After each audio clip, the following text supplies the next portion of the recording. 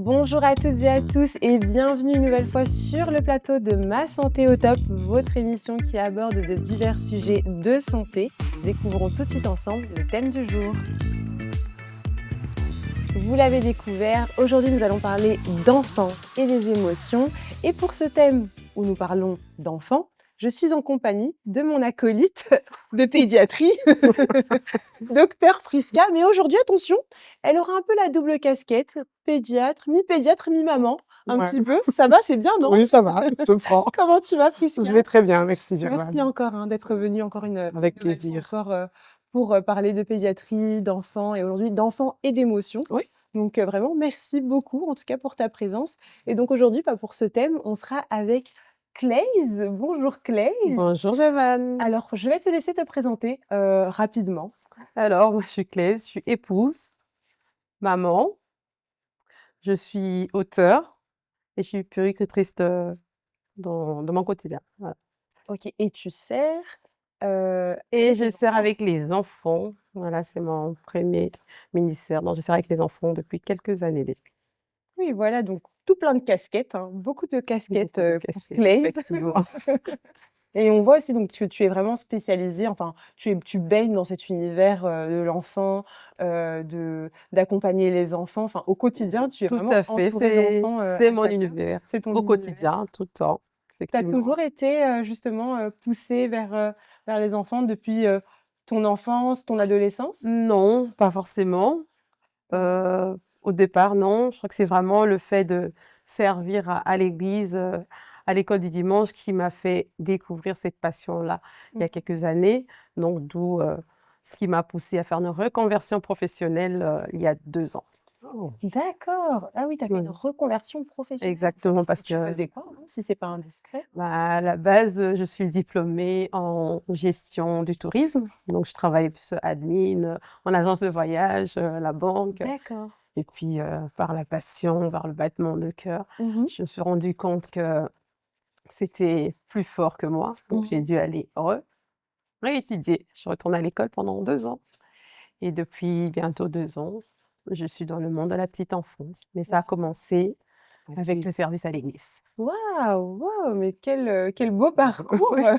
Tu l'as dit, Germaine. Vraiment Merci. très inspirant en tout cas, si jamais on veut nous aussi se reconvertir. Il n'est pas N'hésitez pas, faut avoir le courage. Il y a pas d'âge pour faire la reconversion Ça, professionnelle. c'est vrai. OK, super, waouh! Alors donc par rapport à notre thème du jour, donc qui est les enfants et donc les émotions et la gestion des émotions donc chez l'enfant, Priska, si on part un petit peu dans les extrêmes notamment de ces émotions-là et de la gestion de ces émotions, souvent un petit peu dans les thématiques qu'on retrouve, lorsqu'on parle d'émotions chez l'enfant, on va beaucoup retrouver tout ce qui est stress et Ouais. anxiété, Mmh. et qui marque beaucoup, cette génération, enfin Ouais. la génération d'enfants, des enfants d'aujourd'hui. Ouais, c'est ça. Quels vont être un petit peu les signaux justement qui vont, pouvoir se dire que, mon enfant, Bien sûr. est anxieux, ou est facilement sujet au stress? Mmh. Bah, il va y avoir plusieurs, signaux possibles, mais on peut avoir un enfant qui a des troubles du sommeil, qui a du D'accord. mal à s'endormir. Mmh. On peut avoir un enfant qui a, un besoin de contrôle excessif. Donc c'est des jeunes enfants qu'on peut pas trop, improviser avec eux. Si on change la personne qui va les chercher à la crèche, on change, ils peuvent vite être perturbés, contrariés, pleurer beaucoup. On peut avoir des enfants qui présentent des douleurs, hein, des jeunes enfants, c'est un peu plus difficile, mais Mmh. qui sont répétés: «Ah, il a mal au ventre, j'ai tout le temps mal au ventre, j'ai» Mmh. des choses comme ça et donc parfois ça peut être des signes de somatisation, donc il y a pas de vrai, problème au niveau de son ventre, mais ces symptômes peut, être une manifestation de son Un stress. mal qui cache un autre Oui, mal. voilà, c'est ça. OK. Donc oui, il y a plusieurs, signes possibles. Voilà, c'est un petit peu cela donc auquel je pense, OK. Et immédiatement. qu'est-ce que les parents justement peuvent mettre en place, pour, pallier? Des choses simples, L'anxiété. des choses du Oui, oui. quotidien, vraiment. Mais si on identifie, par exemple, j'ai donné le cas de l'enfant qui a besoin de contrôler les choses. Donc, c'est un enfant qui a besoin que les choses soient avec des routines assez cadrées. Pour cet enfant-là, c'est l'enfant chez qui on va expliquer ce qui va se passer et on va essayer de prévenir le moindre changement. Aujourd'hui, c'est Gervane qui va venir te chercher à la crèche. On va D'accord. ou à l'école, hein, on va te prévenir et on sait que la journée se passe comme ça. Et s'il y a OK. des changements, on va le prévenir. Mmh. Ce qui est important aussi, c'est de pouvoir laisser la place à l'enfant, de lui apprendre à exprimer ses émotions. Mmh. J'ai peur ou je suis fâchée parce que. Et donc c'est important de dialoguer avec son enfant Mmh. et de laisser un cadre qui est bienveillant. Donc parfois, il pleure et ça nous semble pas raisonnable, mais de laisser la place à l'enfant d'exprimer son anxiété, sa peur et d'être prêt à la recevoir et d'essayer de traduire. Et Mmh. qu'est-ce qui t'a fait pleurer? Pourquoi tu étais fâché? Mmh. Pourquoi tu as eu peur? Ça, je pense que c'est important, c'est la communication. Mmh. Et alors le renforcer aussi positivement, «Tu es un champion» Ah et oui, «Oh oui», mais c'est booster vrai sa que oui, confiance. ça boostait sa confiance, ça peut lui permettre aussi d'être un peu plus serein. Donc je pense D'accord. que c'est des petites choses, pour moi qui peuvent être assez, faciles à mettre en place. OK, d'accord. Et toi, du coup, Clays, donc tu es maman de 2 enfants Tout à fait. et est-ce qu'avec tes enfants ou dans le cadre de ton service à l'église, donc de ton travail, tu as déjà eu, tu un exemple concret de, voilà, de situation où tu as dû gérer justement une peur ou une anxiété et ce que tu as mis en place pour gérer ça? Alors Mmh. la peur souvent, l'anxiété aussi. Il y a des jours, j'ai, souvent l'enfant, le cas plus, que je peux nommer maintenant qui me vient maintenant à l'esprit, c'est le cas d'un enfant qui a peur du jour au lendemain d'aller à l'école. Mmh. C'est un Oh. enfant qui aime l'école et puis du jour au lendemain, surtout au début, c'est quand il passe, en parlant des plus jeunes, quand il passe de la crèche, à l'école, c'est Mmh. un grand changement et là, il a du mal à aller à l'école. Donc moi, ce que je fais, c'est que j'échange avec l'enfant. Déjà, faut qu'on me parce qu'elle a un peu dit ce qu'il faut faire, faut identifier en fait. Si on identifie que c'est la peur, faut aller identifier l'origine de la peur, nommer l'émotion, comprendre pourquoi l'enfant pourquoi est-ce que l'enfant il a la peur, qu'est-ce qui a occasionné cette peur-là? Et puis l'encourager et lui dire: «Voilà, je comprends que tu as peur», pas minimiser parce qu'il a tout Mmh à mh. fait le droit Ouais, d'avoir ouais. peur, lui Mmh. expliquer que la peur, c'est normal. C'est normal d'avoir peur, mais faut comprendre pourquoi j'ai eu peur, qu'est-ce que je fais pour passer dessus cette peur et rassurer l'enfant, en fait, le rassurer, dire que oui, c'est différent, c'est là, c'est dû, par exemple, à un changement. À la crèche, on passe souvent de la crèche à l'école parce qu'à l'école, ils sont à la crèche, Oui, on est ils sont beaucoup plus pouponnés et on arrive à l'école, on sent beaucoup. oui. Avec, Ouais. voilà, avec une institutrice, ça change beaucoup pour l'enfant, faut le rassurer. Voilà, il aura pas toujours le cadre qu'il a eu à la crèche, mais là, vraiment, chaque jour, le fait qu'il va se faire des amis et puis nous, on est là, on l'accompagne jusqu'à d'où c'est important, pour l'enfant qui commence l'école, de pas tout de suite le mettre, à la garderie, par exemple. De Mmh. commencer, Mmh. faire au Et que ce soit mieux. pas trop long Exactement, peut-être? que ce soit pas D'accord. trop loin, faire au mieux quand l'enfant commence, nouvellement à l'école, il rentre à l'école, de pas les mettre, à la garderie du matin, par exemple. Essayer vraiment de venir le récupérer après, tout de suite après la fin d'école. Ça lui permet d'être, Transition. de vraiment de faire la transition de manière, progressive, en fait et ça peut être la raison pour laquelle l'enfant, il a peur d'aller à l'école et Mmh. les contacts avec vraiment comprendre. Après ce qu'elle a dit, la communication, D'accord. comprendre pourquoi, mais nommer, laisser l'enfant Ouais, dire: «Pourquoi nommer j'ai les peur? émotions. J'ai peur parce qu'il s'est passé ça. J'ai peur parce que hier, j'ai voulu passer avancer, l'autre m'a cogné». Vraiment le laisser nommer, accueillir, nommer et puis Ouais. l'accompagner, le rassurer, Ouais, en ne fait. jamais Ouais, minimiser en Non, fait, jamais ça. ce qu'un minimiser. enfant peut nous Faut dire, laisser sur C'est si important. un enfant l'exprime ou si un enfant Ouais. exprime cette peur, c'est qu'il y a vraiment quelque chose, c'est pas du cinéma, non, c'est non, pas de la non. Il y comédie, a une raison toujours il y a derrière quelque l'émotion chose. que l'enfant Mmh. manifeste. Il y a Qui toujours une raison. qui peut nous sembler, de notre, point de vue d'adulte, Insignifiant. démesuré ou insignifiant, mais à son niveau, c'est important et donc c'est ça, comme Claise le dit et que je disais tout à l'heure, c'est être prêt à recevoir cette émotion, donc écouter, essayer de comprendre, en tout Ouais. cas, mettons-nous à la place de l'enfant et puis, verbaliser. Donc Mmh. ça, c'est important, c'est une force pour l'enfant de pouvoir dire ce qu'il ressent, vraiment, D'accord donc et justement, quels sont qu'est-ce qui peut, mettre un peu la puce à l'oreille à un parent de se dire que: «Ah, là, on arrive à un niveau où peut-être qu'on devrait se faire accompagner, dans les peurs, dans cette anxiété, dans ce stress que mon enfant ressent. Là, on on arrive à un niveau où on devient limité en tant que parent et que là, maintenant, il faut passer le pas et consulter». C'est, je pense que c'est avec ce qui a été mis en place, que les parents peuvent mettre en place de ce dont on vient de parler. Mmh. Malgré ça, on a un enfant qui n'arrive pas à on n'arrive pas ni à nommer, ni à passer outre. Il y a un enfant qui va, par exemple, l'enfant qui est en âge scolaire, qui refuse d'aller à l'école, c'est impossible de l'y mettre parce qu'il va se jeter par terre Mmh. et qu'on a discuté, on a essayé de pas le mettre à la guerie, on n'arrive pas à gérer. Ou un enfant qui va avoir des symptômes physiques qui Mmh. traduisent cette anxiété. Un enfant qui vomit chaque fois qu'il arrive à l'école, Oh.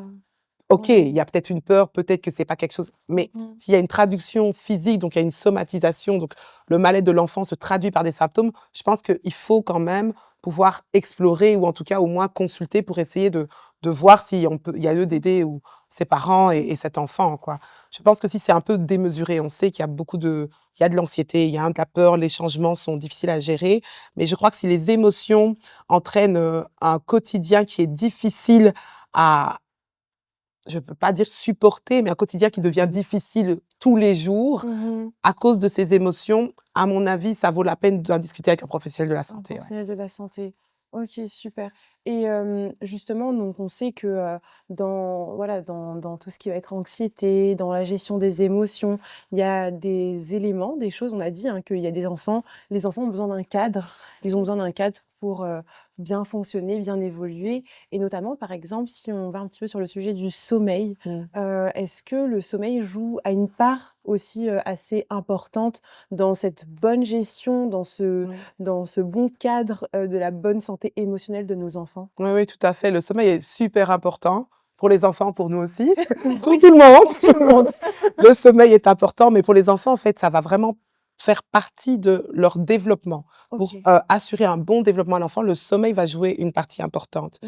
En fait, leur sommeil va permettre de fixer les apprentissages qui ont lieu pendant la journée, de faire travailler leur mémoire, de permettre aussi un bon climat pour gérer les émotions. Donc un enfant qui dort peu ou mal Mmh. pourrait avoir plus de difficultés Mmh. à gérer les différentes émotions qu'il va vivre, en tant qu'enfant, que ce soit la frustration, la Mmh. peur et que ça peut prendre des proportions, démesurées. Donc un enfant qui dort bien, c'est un bon point pour avoir un enfant qui gère de manière, correcte, adéquate ses émotions. Les Donc le émotions. sommeil, c'est super important et à D'accord. beaucoup, beaucoup de niveaux, y compris, la gestion des émotions, ouais. OK, d'accord et toi, Claise, est-ce que tu as déjà eu justement, une situation où, enfin, c'est quelque chose de pratique vraiment que tu pourrais nous donner, pour la gestion d'une crise de colère, par exemple? Donne-nous des clés, s'il te plaît, Claise. J'en ris parce qu'on venait d'en parler. Il y a beaucoup d'astuces, ça dépend de l'âge de l'enfant aussi, mais dans tous les cas, on a dit qu'il faut d'abord faut identifier, laisser exprimer. La grosse crise de colère, j'ai eu, il y en a régulier. Ouais, des Des exemples, exemples concrets. s'il te plaît, Claise. On Mais veut j'en ai, du dur. des exemples, du travail, pour un bébé, hein. Un bébé qui vient de manger, qui se met à hurler, on comprend pas pourquoi il hurle. Mmh. Parfois, il vient juste de commencer à quelques jours la crèche. On comprend que c'est un grand changement pour cet enfant. Ben, à un moment donné, c'est pas évident. Mmh. Ce que je fais, moi, ce que je fais, pendant les premières minutes, genre 1 minute, je laisse l'enfant pleurer. Mmh. Je reste à côté, je laisse l'enfant pleurer, le bébé, puis je le reprends et je parle avec. Mmh. Je parle même si, voilà, l'enfant va pas répondre parce qu'il est encore bébé, mais je parle avec, je le rassure, dis: «Je suis là. Tu as mangé, qu'est-ce qui va pas? Est-ce que tu es fatigué? Tu as sommeil?» Et puis pour les plus bébés, les plus petits, donc les bébés généralement, on reconnaît les signes de fatigue et cetera.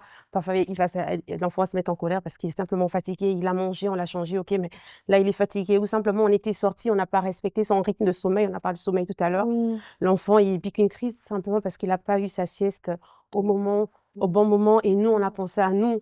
Ça, c'est le cas d'un bébé. Oui, oui, ah oui, oui, je vois Voilà. totalement de quoi tu Moi parles. aussi. Et le cas d'un enfant qui parle déjà, récemment, pas Mmh. plus tard qu'il y a 1 semaine, j'ai eu la crise avec mon fils. Mmh. Voilà, il s'est mis à pleurer, pleurer, pleurer. Qu'est-ce que je fais dans ce cas-là? Je me mets à côté de lui, je dis: «Pose-toi, on a le temps». Le tout, c'est vraiment de pas brusquer, pas être Ouais. pressé. Parce que souvent dans notre quotidien, on est tellement pressé qu'on Oui, n'a pas le temps. tellement, ouais, Alors que on c'est veut tellement tellement important aller pour eux. Donc moi, ce que j'ai fait, mon fils, il était pas content, il s'est mis à pleurer, pleurer. Je parlais, il m'écoutait même peu. Ce que j'ai fait: «Viens t'asseoir, installe-toi». On s'est mis Poser. confortablement, Ouais, tu tout confortablement. arrêté. J'ai mis une pause, je fais une pause, j'ai dit: «On n'est pas pressé». Donc je me suis assise, il était à côté, je dis: «Installe-toi, tu peux pleurer, tu as le droit de pleurer». Je lui Mmh. dis pas: «Arrête de pleurer». Non, non, non, surtout pas ça, exprime-toi. Donc je l'ai laissé pleurer, il a pleuré, il est grand, donc il a pleuré, pleuré près de 10 minutes. Et puis à un moment donné, de temps en temps, je mettais ma main pendant qu'il pleurait, de temps en temps, je mettais ma main sur son épaule. Dire: Mmh. «Je comprends, tu as le droit de pleurer, je suis là près de toi, mais lâche-toi». Donc il a bien pleuré et je lui dis: «Quand tu auras fini, tu me dis». Et quand j'étais à côté, je faisais plus attention, j'étais près de lui. Mais quand il a fini, à un moment donné, je vois qu'il commence à se calmer, je lui ai dit: ça va mieux? Et puis j'ai dit: «Voilà, si maintenant que tu t'es calmée, oui. Est-ce que tu veux en parler? Si tu veux pas parler, il y a pas de souci, tu es pas obligée de me parler tout de suite. Mmh. Tu peux parler plus tard. Et si tu sens tu veux parler maintenant, tu parles. Écoute, ça dit sache que je suis à côté de toi, tu peux venir me faire un gros câlin».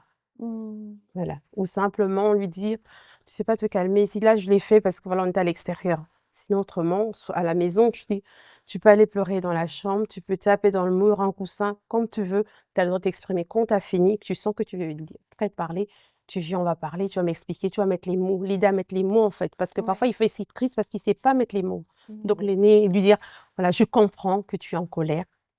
Est-ce que tu veux m'expliquer ce qui s'est passé? Tu veux m'expliquer ce qui t'a mis en colère? Ouais. Mmh. Comment est-ce que je peux faire pour t'aider? Comment est-ce qu'on peut faire pour que la prochaine fois, ça se passe pas comme ça?» Mais vraiment, laisser s'exprimer, ne pas arrêter ses émotions. Oui, et en fait, au final, c'est un petit peu en tant que nous, adultes, face à nos enfants, c'est de savoir accueillir, en fait. Ouais, Je pense que c'est accueillir vraiment juste c'est et vraiment ça, le ouais. ouais, c'est ça et comme Claire disait, bon, là, elle a vraiment pris le temps. 10 Ah minutes oui, de pleurs, c'est vraiment, très long. J'avais le temps. J'avais le temps comme ça. Mais c'est important, elle a pas dit: «Arrête de pleurer» et cetera, ouais, parce que moi, non. pour l'avoir expérimenté, ça marche pas. Ouais, Quand ah oui, l'enfant non, est ça fonctionne pas. énervé, qu'il est en train de pleurer: C'est «Arrête de même pleurer, pire, en pourquoi tu pleures?» fait. Ça ne marche pas et Ça empire. ça C'est empire pire. et donc ça, c'est très intéressant. C'est une clé, je pense qu'on devrait, Mmh. pratiquer. C'est en fait, on lui laisse une pause pour Mmh. exprimer sa colère, sa Exactement. frustration, sa peur, sa fatigue et on la laisse Mmh. s'exprimer sans vouloir à tout prix que ça s'arrête quand on l'a décidé nous. Parce que Mmh. Voilà. Ouais. c'est pas aussi simple que ça, quoi. Ah oui, c'est Donc il faut vraiment ça. laisser, ouais, c'est une bonne clé, je note. Ah oui, oui. Toujours le temps de faire les 10 minutes, mais Oui. De laisse le laisser ouais. temps. Voilà, là, c'est parce que voilà, on était disponible. Je dis: «Tu as le temps, tu pleures, sinon autrement», je dis: «Voilà». Là, moi, je dois m'en aller parce que dans le quotidien, c'est pas toujours évident. Oui. Je dois m'en aller, je laisse aller réfléchir enfin, exprimer ta colère dans ta chambre, quand tu as fini, tu veux revenir vers moi. Parce que Mmh. je dois continuer à faire. Mais si je suis pas pressée, je dois pas presser aux autres, je m'arrête. Je m'arrête, je me mets à côté de lui. Je fais rien, je veux pas me mettre au téléphone. Je reste à côté. Comme ça, il sait que il peut à un moment donné, si c'est 2 secondes, lui, il arrête de pleurer, il m'explique Mmh. ou il m'explique. Parfois, ils expliquent, parfois, ils disent pas. Mais Mmh. au moins, il s'est exprimé, en fait. Et Oui. puis, on en reparle plus tard quand il n'est plus posé. OK. Yes. Et du coup, Prisca, comment les parents peuvent, différencier justement, là, c'est une colère, c'est une crise de colère, là non, là, c'est au-delà de la colère, il y a Autre quelque chose. chose, il y a autre chose? Hem, je crois que quand il y a une crise de colère, on peut analyser ce qui se passe. Donc on Mmh. peut analyser qu'est-ce qui s'est passé dans les minutes, dans les secondes ou peu de temps avant que la crise n'apparaisse. Mmh. Souvent, ça peut être minime comme élément déclenchant, mais il y a Mmh. quelque chose. Et puis, qu'est-ce qui se passe pendant cette colère? Qu'a fait l'enfant? Il a pleuré, Mmh. il s'est jeté par terre, il s'est roulé par terre. Des choses qui sont assez, Vas-y. basiques ou fréquentes. Mmh. Donc, qu'est-ce qui a déclenché la crise? Comment s'est manifestée la crise? Et quelle a été la suite? Et je crois qu'avec des enfants, on arrive à répondre à ces questions. Mmh. Et c'est certainement des choses pas graves, mais ça s'explique. L'enfant s'est jeté par terre parce que j'ai coupé sa pomme, il voulait la manger entière, par exemple. Oui. Il s'est, jeté par terre, il a pleuré et puis il s'est levé et il a dit: «Je veux une autre pomme». J'invente, hein. Mmh.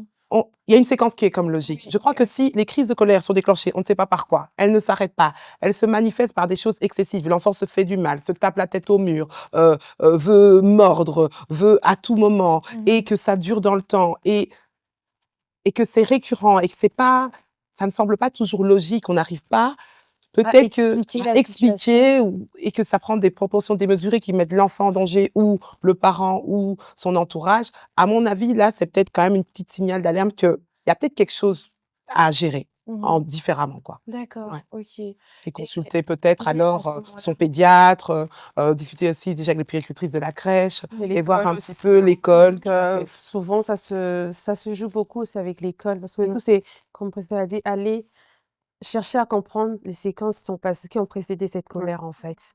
Et parfois, on va dire chez nous, à la maison, tout se passe bien, mais il s'est passé quelque chose à À l'école, l'école, oui. on n'a pas eu l'occasion de revenir dessus.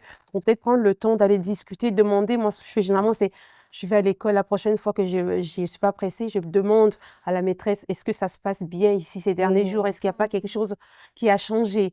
Vice versa, garder la communication aussi avec l'école ou la crèche parce que on est en collaboration, eux aussi, de leur côté, ils viennent vers nous poser des questions, Mmh. savoir comment ça se passe à la maison, parce qu'il y a toujours, il y a C'est toujours un élément déclencheur, il y a toujours des raisons, il y a des scènes qui ont suivi, ou simplement l'enfant n'était plus dans son environnement aussi. Tout ça, ça joue. Il faut toujours d'accord. chercher, il y a toujours une raison, en fait. Ouais, donc vraiment, en fait, si je résume un peu ce que vous êtes en train de dire, en tant que parent, on a aussi notre part à jouer. Bien C'est sûr. d'analyser la situation, d'analyser pourquoi les choses sont arrivées et de ne pas juste qualifier, enfin, de ne pas qualifier son enfant de colérique, de nerveux, mais de chercher à comprendre qu'est-ce qui rend mon enfant, qu'est-ce qui le pousse dans ces situations, qu'est-ce qui a déclenché cela, afin de pouvoir poser après, au final, un cadre, de mettre des mots peut-être et d'aider son enfant justement à mieux gérer, prochainement, Mmh. si la situation doit se répéter, peut-être à anticiper les choses, à mieux, gérer la situation. Donc vraiment, nous, parents, nous avons, notre part, à jouer et Tout à fait. justement, on sait très souvent aussi que dans les émotions de nos enfants, quelque chose qui vraiment est très important, qui prend beaucoup de place dans la vie de nos enfants, qu'on essaye de ne pas les exposer, ce sont les Les écrans. écrans. Oui. Les écrans, on le voit, dernièrement, je regardais, il y avait, une étude qui montrait les dessins animés d'aujourd'hui, ont tellement il y a tellement de Ah oui, stimulation oui. visuelle, de Auditive. couleurs, de La auditive, rapidité aussi. la rapidité des images, Mmh. contrairement à un dessin animé, pour pas en citer, mais certains qu'on pouvait regarder il y a, un certain nombre d'années. Je vais pas trop rentrer dans les détails dans ça, mais il y a un certain nombre d'années, quand on peut regarder ces dessins animés-là, où, les séquences étaient beaucoup plus longues, Lente, ouais. beaucoup plus lentes, les couleurs moins vives et ben, en fait, les enfants étaient, moins dans le stress, l'impatience, la Ouais. rapidité. Comment du coup on peut aujourd'hui, gérer justement, enfin, les écrans, l'exposition aux Mmh. écrans? Parce que ça a un réel impact sur les émotions de nos Oui, oui. enfants. Vraiment, les écrans, comme tu l'as dit, en fait, c'est une surstimulation. Mmh. Alors que l'enfant, dans ses premières années de vie, pour son développement, il n'a pas besoin des écrans. En Mmh. fait, il va créer et se développer avec les interactions qu'il a D'accord. avec les gens. Ouais. Et quand on met l'enfant devant un écran, en fait, on lui donne une surstimulation qui il peut pas, comment? Il peut pas la gérer, elle lui est imposée, vous voyez? Mmh. Alors que quand, on joue, quand, il explore le monde, c'est lui qui gère un peu. Et Mmh. les écrans, ils surstimulent et ils entraînent des enfants qui sont un peu, excités, parfois un peu obnubilés par les écrans et cetera. Et c'est pour ça qu'on dit, en théorie, pas d'écran avant 3 ans. Oui, Ouais, en il en théorie. a pas besoin. Tout C'est à fait. On n'a pas évident de besoin. le faire, mais il en a pas besoin. Et ça va jouer sur la gestion des émotions, aussi sur le sommeil. Exposer l'enfant aux écrans le soir, en fait, c'est beaucoup de lumière. La lumière, c'est contre-productif pour le sommeil, même pour les adultes. En fait, avant de dormir, il faudrait pas être sur son écran de téléphone, ni devant la télé Oui. longtemps. Et donc, ça, c'est des choses qu'il faudrait essayer de limiter. Voilà. Mmh. Si possible, ne pas en avoir dans les premières années de vie, et en tout cas, au moins les limiter, parce que ça va vraiment avoir un impact avec des enfants qui gèrent moins bien leurs émotions, qui sont plus fatigués, qui trouvent difficilement le sommeil. Et voilà. Donc, Mmh. c'est Donc pas avant 3 ans, on essaye vraiment de idéalement, limiter, c'est ça. au maximum et peut-être d'occuper l'enfant, Il y a beaucoup de avec, façons d'occuper l'enfant. Maintenant, je suis maman, donc je peux comprendre que, en fait, les écrans, c'est quand même facile puisque oui, pendant que l'enfant c'est regarde la évident, télé, et il l'enfant est peut faire autre occupé chose. et nous, Oui. on peut faire autre chose. Donc, c'est une certaine facilité et un gain de temps pour nous, mais pour l'enfant, c'est pas l'idéal et c'est pas la meilleure façon de le stimuler. Oui. On peut faire quand il est tout petit, là, ils ont quelques mois, on peut faire des jeux au sol, juste le mettre sur le ventre avec 2, 3 jouets devant, il se débrouille pour les attraper. Quand ils deviennent plus grands, on peut faire des puzzles. Enfin, il y a beaucoup de choses, mais ça nécessite Mmh. l'adulte à côté. Et parfois, on peut aussi mettre des jeux à disposition et laisser l'enfant les explorer. Et nous, on fait à manger, Oui, on répond à ça un coup de développe fil. son Oui, autonomie tout à aussi. fait, tout En à fait, fait. et je pense que, pour, éviter de tomber dans cette facilité-là, ce qui peut être intéressant pour les parents, c'est peut-être d'anticiper, comment, combler les temps de jeu, les temps entre guillemets «vides» un petit peu, Oui, pour son enfant et d'anticiper en préparant peut-être des activités Tout à à fait. l'avance, Ouais. pour que l'enfant, on ne soit pas tenté de lui tendre un téléphone ou de le mettre, oui, devant la télé. Mmh. Et justement, toi, je pense, Clay, tu as un petit peu peut-être des exemples comme ça Tout de à fait. d'activités ou de choses à faire, Mmh. peut-être pour les enfants de jusque 3 ans, qu'est-ce qu'on peut proposer, pour éviter de les mettre devant un écran? Tout à fait. Oui, exactement. Avant de répondre à ta question, je vais rajouter sur ce qu'elle a dit, Prisca, pas d'écran, avant d'aller se coucher. Je rajouterais même pas d'écran le matin avant de partir, parce que À ça joue sur la l'école, oui, concentration. complètement. oui. Ça bouscule la concentration de l'enfant. Mmh. Voilà, Ah c'était mais juste ça que j'allais et rajouter par justement et rapport à ça. là où c'est très, au niveau des médias, c'est, très contradictoire parce que le matin, qu'est-ce qu'on trouve, Dessin à la animé. télé? Bah, c'est tout plein de dessins animés. Simplement, Gervane, t'allumes pas la télé le matin. C'est ça quoi, en fait, c'est non, il faut se N'importe quoi. couper de tout.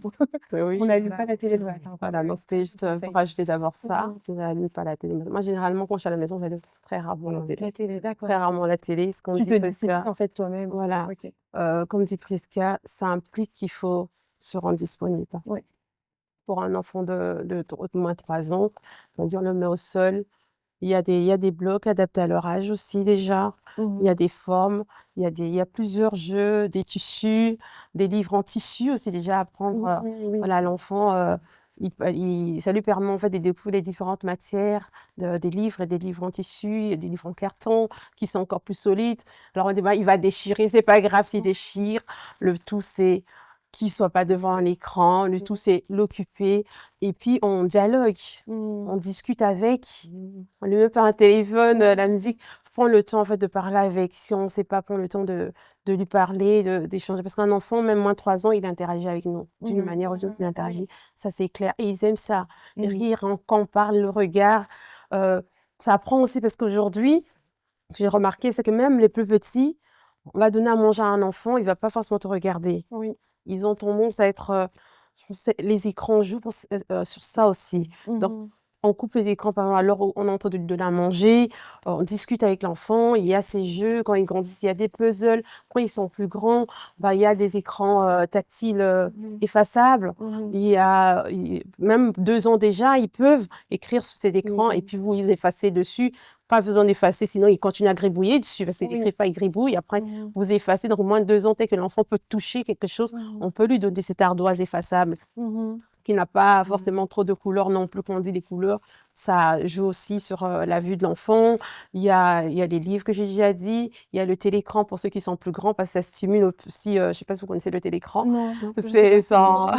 c'est un écran numérique. OK. Euh, Généralement, les ardoises numériques effaçables, il y a un stylet. Maintenant, le télécran, il n'y a pas de stylet, c'est 2 boutons. Donc, ça permet à l'enfant de créer des formes en tournant les OK. boutons. Il peut créer une croix, un carré. Mais vraiment, ça demande plus de créativité. Ça développe la créativité de l'enfant. Tout ça, ça l'occupe vraiment pendant un bon moment. Mmh. Et alors, on varie plusieurs livres aussi, Mmh. même pour les C'est adultes. d'investir au Voilà, final à dans investir. les activités, dans ce qui va venir, stimuler de manière positive, Exactement, la exactement. créativité de Et nos puis, on n'a enfants. pas besoin d'acheter, Gervane, Ouais. toujours le matériel un peu. Oui. Du papier toilette vide. Les Oui, casseroles. ça c'est vrai. Non, les casseroles, les cuillères. cuillères à la cuisine, les bouteilles. Voilà, exactement, exactement. Donc, on a besoin on n'a pas besoin toujours d'investir beaucoup d'argent, D'argent. mais le tout, c'est de se rendre disponible pour l'enfant. D'accord. OK. Et je ne vais pas prendre longtemps, mais juste se rendre disponible. Et parfois, c'est rendre l'enfant disponible dans notre quotidien. Moi, personnellement, quand je fais à manger, j'ai même ma fille avec moi et elle est occupée. Enfin, moi, je suis occupée, je fais à manger et elle, je lui donne et elle fait pas grand-chose. Bah Elle oui, croit qu'elle m'aide cette tour et ça maintenant l'occupe. souvent qu'on peut, dans laquelle on peut Et mettre ça l'enfant. l'occupe pendant 30, 40 minutes que je fais à manger. Elle est là, elle jette les choses. Et donc, parfois, c'est passer du temps avec eux. Ça peut être des L'inclure choses, dans le oui, quotidien. dans le quotidien dans Et notre pour les quotidien. à nous, parents aussi, adultes. quand c'est lui demander comment ça s'est passé sa journée. Mmh. Pendant que vous êtes occupé à faire ce que vous faites, vous cuisinez, En qualité. vous Ouais. discutez avec, et même vous lui racontez votre journée. Ouais. Ça fait qu'il n'est pas dans l'écran là-bas au salon. Oui. Vous êtes avec lui là où vous êtes. Voilà, vous On parlez avec, interagit avec vous lui. racontez votre journée, il raconte sa journée, qu'est-ce qu'il a aimé, qu'est-ce qu'il n'a pas aimé.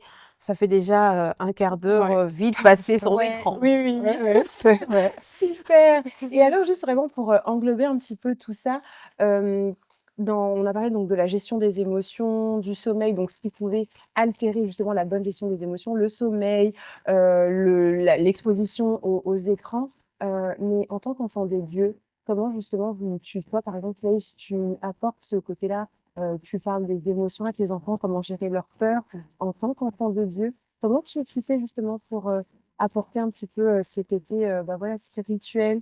Comment tu apportes la chose?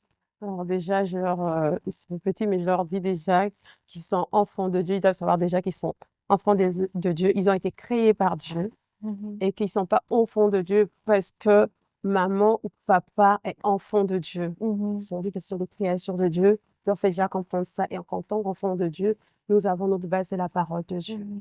Et je leur fais répéter des messages, des déclarations La Bible, Dieu nous dit, sois fort. Je prends des phrases qui sont faciles pour eux. Sois fort, sois courageux. Et Dieu, il nous a pas donné un esprit de timidité, il nous a pas donné la peur. Donc, on dit, tu as le droit d'avoir peur, mais souviens-toi que Dieu a dit que tu es fort, donc tu es fort. Souviens-toi que tu es courageux. Tu peux avoir peur, mais souviens-toi tout de suite que tu es courageux. Donc, tu choisis d'être courageux parce que Dieu dit que tu es courageux. Et quand tu n'arrives pas, bah, tu parles à Dieu. Quand ça te dépasse, qu'il y a trop peur, maman, papa ne sera pas toujours là. À l'école, ils ne seront pas toujours là. Tu as peur à l'école, je ne suis pas là pour te dire, je suis là, calme-toi, je suis là, t'inquiète pas. Mais sache que je leur fais comprendre qu'il y a la présence inconditionnelle de Dieu qui est toujours là avec nous, en fait. Donc, du coup, ils savent, même si je ne suis pas là, je sais qu'il y a Dieu, je peux lui parler. Autant je peux parler à maman, autant je peux parler à Dieu. Et voilà, en fait, ils doivent se dire, même si je ne suis pas là, il y a Dieu. C'est Dieu qui rend fort. Et moi, je leur dis toujours, déclaration valorisante, je suis fort, je suis courageux. Ça vient de l'intérieur de toi. Ça vient de ce que Dieu te dit. Ça ne vient pas de ce que tu n'as pas fait ou tu n'as pas eu. Ça ne vient pas de ce que tu vois, l'araignée ou chose, ça vient de l'intérieur de toi.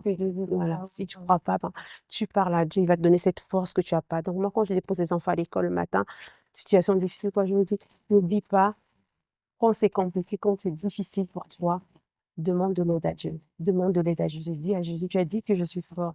Donc, je sais que je peux donner moi cette force. Moi, je ne peux pas. Donc, je leur dis comme ça, en fait. Waouh, merci beaucoup, Claise. En tout cas, c'est hyper enrichissant ce que tu nous partages là. Et justement, donc pour finir, ce que tu disais donc au niveau des paroles valorisantes, donc au niveau de tes ouvrages, des ouvrages que tu as écrits, donc parce que Claise est auteur.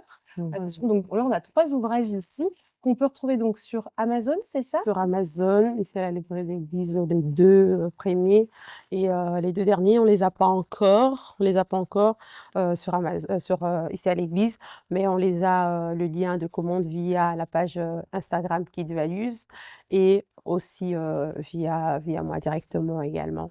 Mais ils sont sur Amazon. Donc Amazon et sur Instagram Kids Values, c'est ça? Et voilà, Ok, exactement. super. Et donc, alors on parlait de la valorisation, au-delà des livres, j'organise également des ateliers sur base de ces livres. Donc, c'est vraiment un travail au quotidien qu'on fait. Et on peut te retrouver sur une chaîne YouTube aussi. J'ai la chaîne YouTube, la chaîne YouTube avec une sœur à moi, Laetitia. On a créé Éducation sans tabou.